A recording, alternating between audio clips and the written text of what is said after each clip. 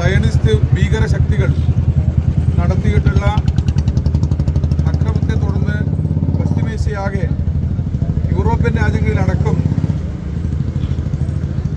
സമാധാനത്തിന് ഭംഗം വരുന്ന രീതിയിലുള്ള യുദ്ധം നടന്നുകൊണ്ടിരിക്കുന്ന സാഹചര്യത്തിലാണ് മുസ്ലിം യൂത്ത് ലീഗ് ഇത്തരത്തിലുള്ള യുദ്ധവിരുദ്ധ റാലി സംഘടിപ്പിച്ചിട്ടുള്ളത്.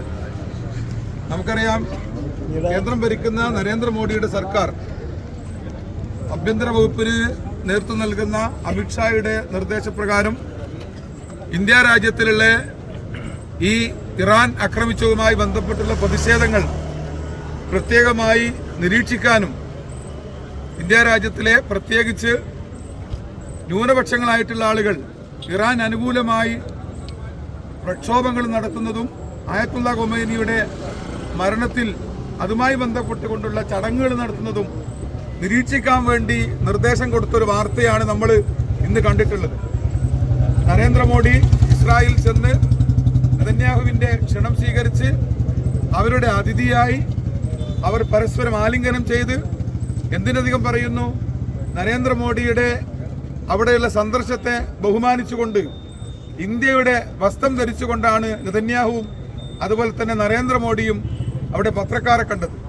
അദ്ദേഹം തിരിച്ചെത്തി മണിക്കൂറുകൾ കഴിയുന്നതിന് മുമ്പെയാണ് ഏകപക്ഷീയമായി ഇറാനിൽ ബോംബ് വർഷം നടത്തി ആയത്തുള്ള ഖൊമൈനി ഉൾപ്പെടെയുള്ള ആളുകളെ കൊലപ്പെടുത്തുന്നത്.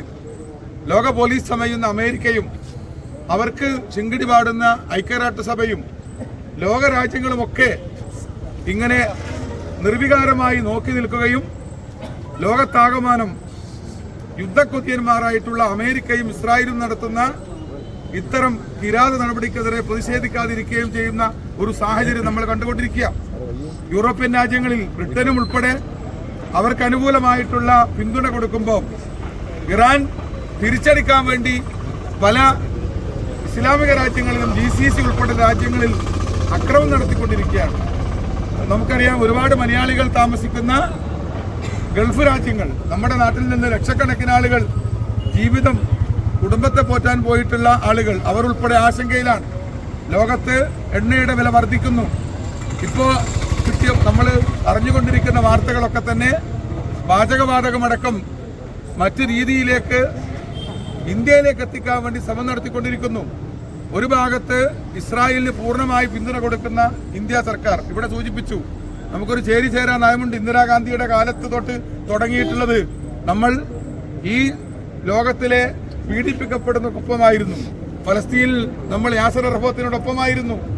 അങ്ങ് ലബനാനിൽ, അതുപോലെ തന്നെ അഫ്ഗാനിസ്ഥാനിൽ, ലോകത്തിന്റെ എല്ലാ രാജ്യങ്ങളിലും മർദ്ദിക്കപ്പെടുന്ന പീഡിപ്പിക്കപ്പെടുന്ന ആളുകൾക്ക് വേണ്ടി നിലകൊണ്ട ഒരു രാജ്യം ഇപ്പോ രാജ്യത്തെ നരേന്ദ്രമോദി ഇസ്രായേലിന് പൂർണ്ണ പിന്തുണ കൊടുക്കുമ്പോൾ ഈ ഇറാൻ ഉൾപ്പെടെ ലോകത്ത് മരിച്ചു വീഴുന്ന നൂറുകണക്കിന് ആളുകൾ, ഗൾഫ് രാജ്യങ്ങൾ ആശങ്കയോടുകൂടി മലയാളികൾ നോക്കിക്കാണുന്ന ഗൾഫ് രാജ്യങ്ങളിലെ പ്രശ്നങ്ങളൊന്നും പരിഹരിക്കാൻ, അതിനെക്കുറിച്ച് പ്രതികരിക്കാൻ തയ്യാറാകാതെ നരേന്ദ്രമോദി അമേരിക്കയുടെയും അതുപോലെ തന്നെ ഇസ്രായേലിന്റെയും പാവയായി മാറുകയാണ്. ഇവിടെ പറഞ്ഞു, ഒരു കാരണവുമില്ലാതെ യുദ്ധം തുടങ്ങുകയാണ്. അന്താരാഷ്ട്ര യുദ്ധ നിയമങ്ങളൊക്കെ ലംഘിച്ചുകൊണ്ട് നേരത്തെ അധ്യക്ഷൻ പറഞ്ഞതുപോലെ തന്നെ ഒരു സ്കൂളിലാണ് ഇറാനിൽ ബോംബിട്ട് നൂറുകണക്കിന് കുട്ടികളെ കൊലപ്പെടുത്തിയത്. പരിശുദ്ധ റമദാൻ മാസത്തിൽ അവിടെയുള്ള ആളുകൾ ഭയവിഹലരായി കഴിയുകയാണ്. നമ്മളെപ്പോലെ തറാവി നിസ്കരിച്ച് നോമ്പ് തുറന്ന് റംസാനിൽ വ്രതമനുഷ്ഠിച്ച് ആചാരാനുഷ്ഠാനങ്ങൾ ചെയ്യുവാൻ സാധിക്കാത്ത സാധുക്കൾ നോമ്പ് തുറക്കാൻ പോലും ഭക്ഷണങ്ങൾ കിട്ടാത്ത രീതിയിലേക്ക് ഇറാനിലെയും ഉൾപ്പെടെയുള്ള ജനങ്ങൾ മാറിയിരിക്കുന്നു. ഈ ഒരു സാഹചര്യത്തിലാണ് ലോകം ഒട്ടാകെ, അമേരിക്കയിലടക്കം ട്രംപിനെതിരായി യുദ്ധവിരുദ്ധ റാലികൾ നടന്നുകൊണ്ടിരിക്കുന്നു. ഇസ്രായേൽ പ്രാദേശികമായി അവിടെ ലഹള പൊട്ടിപ്പുറപ്പെട്ടിരിക്കുന്നു നെതന്യാഹുവിന്റെ യുദ്ധക്കൊതിക്കെതിരായി. ഒരു ഭാഗത്ത് നാം കാണേണ്ടത് ഇസ്രായേലും അമേരിക്കയും ഈ അക്രമം നടത്തുമ്പോൾ ഇവിടെ തകർക്കപ്പെടുന്നത് GCC രാജ്യങ്ങളിലെ സമ്പത്തുകളാണ്, ആളുകളാണ്. അവരുടെ സമ്പത്തും അതോടൊപ്പം തന്നെ ആൾബലവുമൊക്കെ തകർക്കപ്പെടുന്നു, എണ്ണപ്പാടങ്ങൾ തകർക്കപ്പെടുന്നു.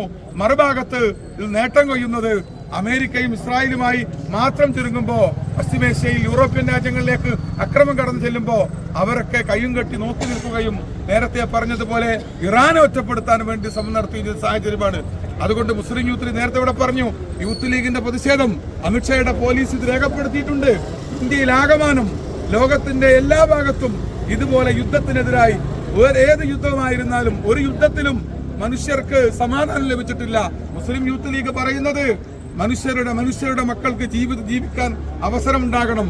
അവരുടെ പഠിക്കാൻ വിട്ട കുട്ടികളെ സ്കൂളിൽ നിന്ന് മിസൈൽ ഉപയോഗിച്ച് കൊല ചെയ്യപ്പെടുന്ന പ്രാകൃതമായിട്ടുള്ള ഒരു സംവിധാനമാണ് ഇസ്രായേൽ പിന്തുടരുന്നത്.